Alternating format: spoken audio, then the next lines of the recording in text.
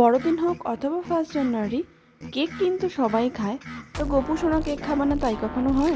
ঠিক করেছিলাম 1 জানুয়ারি গোপু সোনাকে কেক দিয়ে সেই কেকের প্রসাদ পাবো। কিন্তু তারপরে ভাবলাম বৃহস্পতিবার পড়ছে 1 জানুয়ারি, আর পৌষ মাসের বৃহস্পতিবার মানেই মা চিড়ে মুরগি মিষ্টি ইত্যাদি দিয়ে ঠাকুরকে সেবা দেবে, তো কেক তো চলবে না।